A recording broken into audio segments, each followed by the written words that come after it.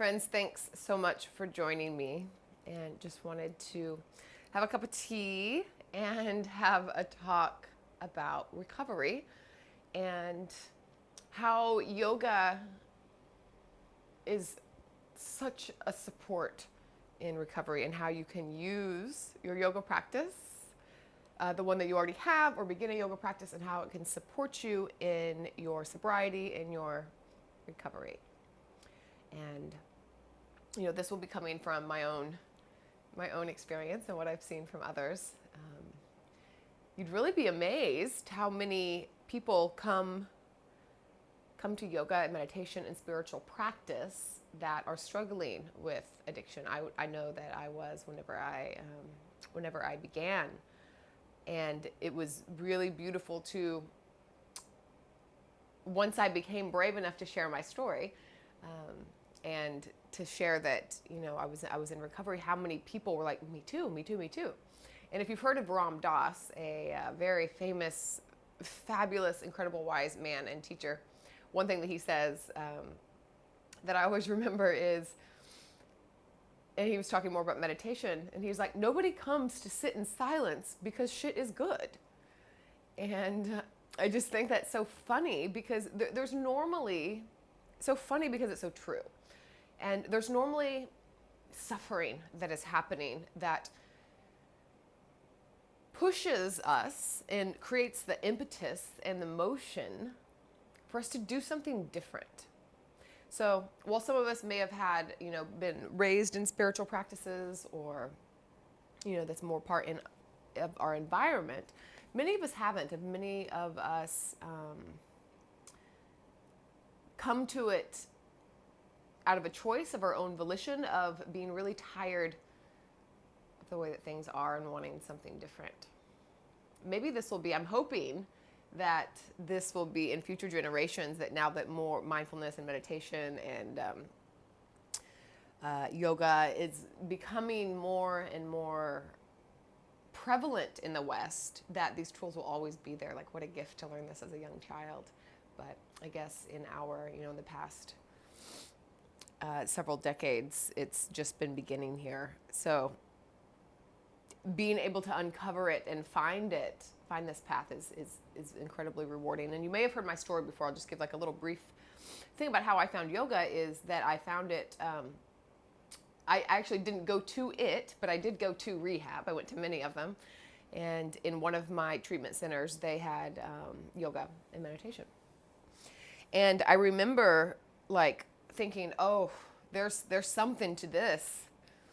Like, I remember like bookmarking it. And I told myself, like, if I ever get sober, which I'm not going to, but if I ever do, then I'm going to come back and check out this yoga thing. And when I left that rehab, back in those days, I was not wanting to be sober. I just wanted to like learn how to party. So I wasn't ready to get sober then. And so I kind of like bookmarked that, knowing there was something there. And I think I remember reading in yoga, in like the yamas and the niyamas, about, I think it was the yamas and the niyamas, or maybe it was some of the Buddhist tenets about abstinence and abstaining from things. And I remember being like, oh, well, this almost sounds like it's for me, but oh, it's not. Not now. So that's funny. That's funny that I remember that. But anyhow, so some of the reasons why I think that yoga is such a good tool, and the why that it was for me, is there's so much distraction in my world. And there always really is, regardless if we are suffering from substance addiction or just life. Now I just see life can be a distraction, and the ways that I distract myself still. But especially then, I didn't have any moments of solitude or of reflection. I didn't want to have that space, because that space was scary. So I always had people around me. I always had a party around me, quotation marks, because, my party, I called it party for a really long time after I was suffering. It was kind of a tongue-in-cheek way to call an addiction. Um, going off track there. But what was I talking about? Goodness gracious. Distraction. Yes. I could still distract myself. But then it was such a juxtaposition from this, really loudness around me, and then this quiet self-reflection on the mat. And it wasn't like I'm going to get on my mat and I'm going to reflect on myself. It was like I got on my mat and everything else shut down and I was like stuck there with myself, is more what it felt like in the beginning. And like, okay, Houston, we have a problem. When most of my life I was trying to hide the problem from myself. I didn't want to see the issue. I wanted to pretend like it was a party, everything was fun and everything was good. So just that self-reflection space on the mat was so big. And essentially kind of a rehab in general can be, you're taking yourself out. Rehab, retreat, like when you're pulling yourself away from what is normal to reflect. And the biggest place that I found that was on my mat. It's kind of like a process space. I was really lucky to have some teachers that really taught self-reflection, so it wasn't just a physical practice. There were questions about, there was always self-reflection prompts, like how are you talking with yourself? What is the dialogue that you have with yourself? And just even like, how is your heart? Like, what do you feel? What feelings are coming up? What emotions are arising? What happens when this practice gets challenging? What happens when you get still? These seemingly simple reflections that I didn't ever have time to inquire to myself in my day-to-day, and that I didn't want to. So, oh no, just spilled that on myself. Still spilling drinks. 6 years sober, still spilling drinks. Didn't make that into a shirt.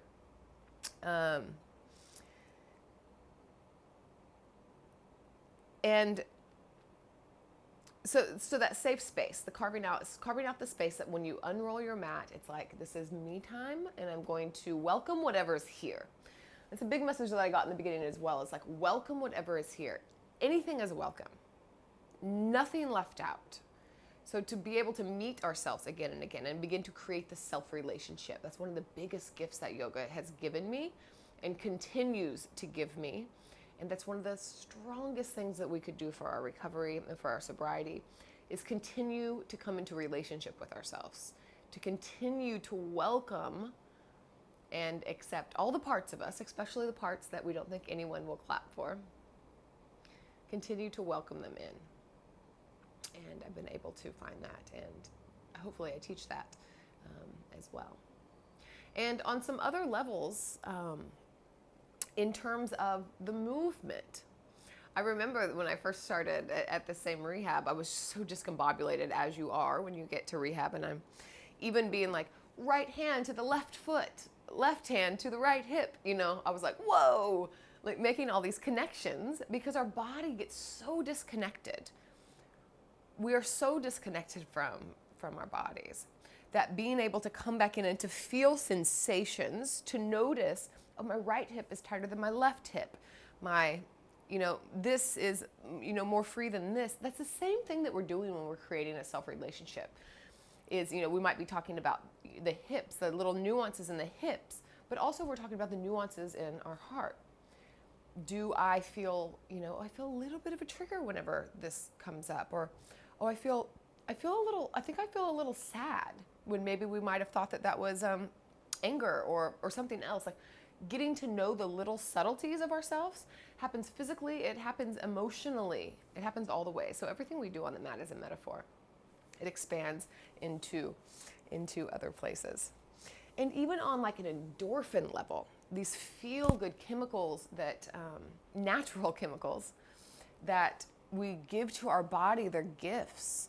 So whether you really resonate with like the yin postures, which really get into, or is less about stretching, but really gets into the fascia where we store memories, and we can really get some physical release there from these old emotions and old memories at a fascial level, or from a very movement-based practice, which is what I kind of begin with, because I really liked that endorphins. I needed that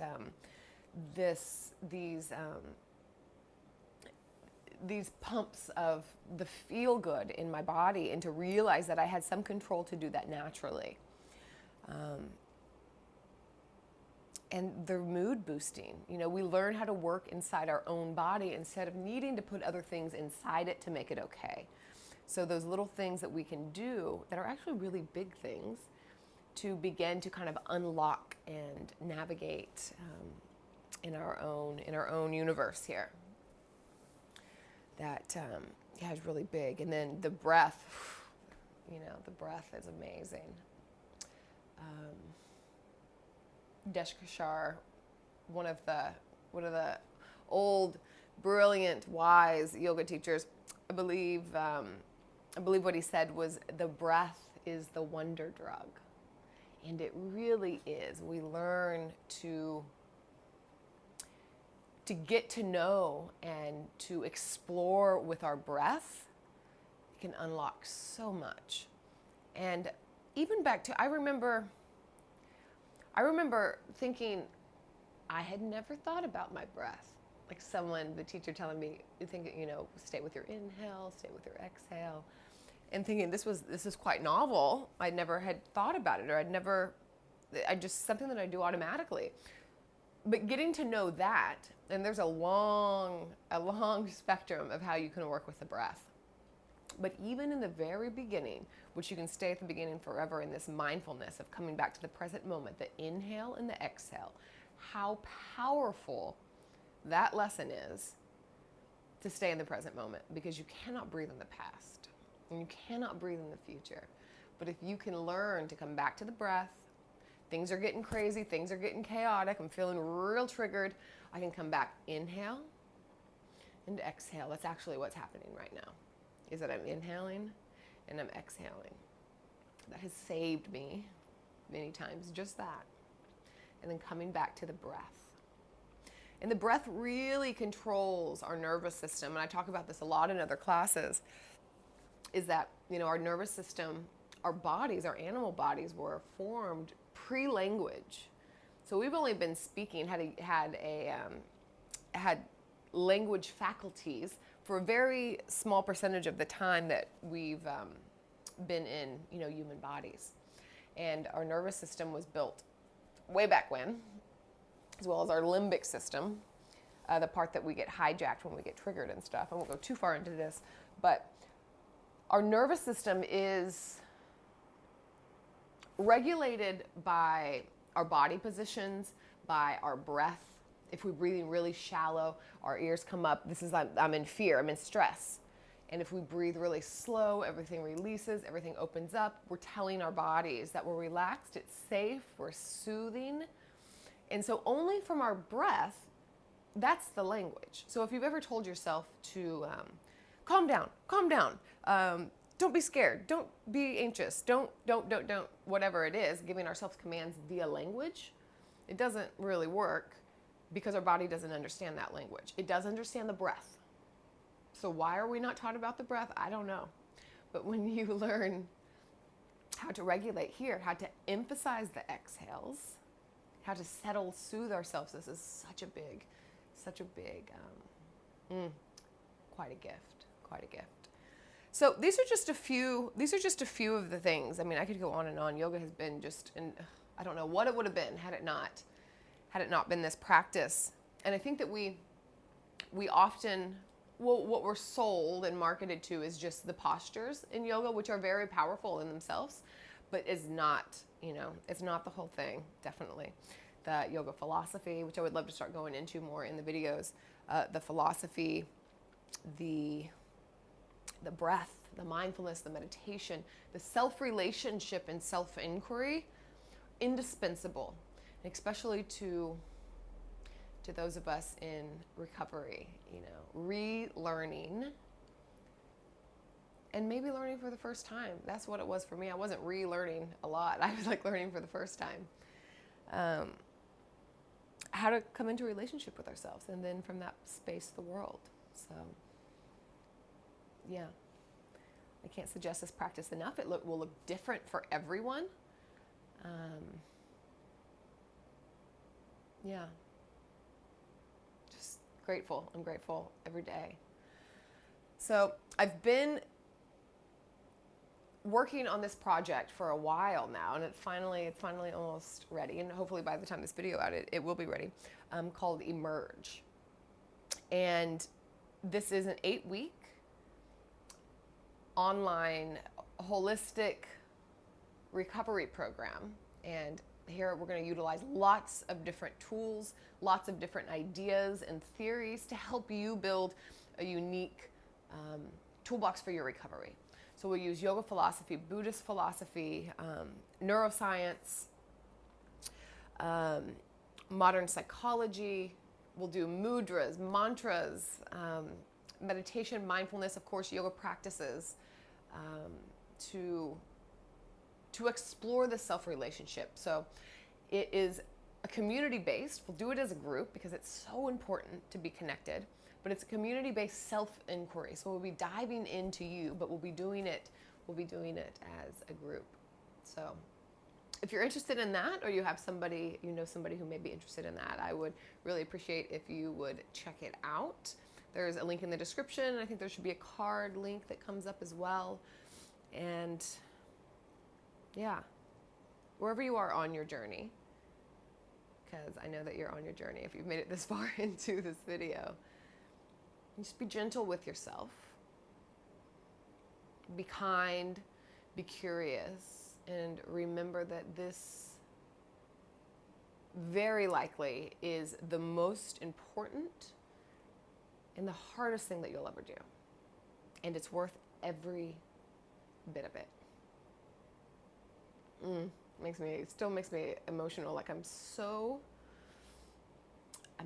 grateful for recovery, and I wish that I had like the exact right words or the exact right formula to help people early on, because I just remember early on having no language, no concept, no framework that life could be different, like just feeling so confused. And it took me a long time to be open to the possibility that things could be different, or to have any desire at all to move towards something that felt so scary and felt like walking off a cliff. But eventually I took this step and free-falled into an incredible life. And I just hope that if you're on that ledge right now, that you can look back at what was behind you, that's not working. And just have the faith and the hope that life could be different, and that it could be better, and that it could be really, really free. So that's my spiel. I hope that resonated. I hope that helped. Please ask me any questions in the comments. I try to answer all of them. And yeah, that's all. Love to you.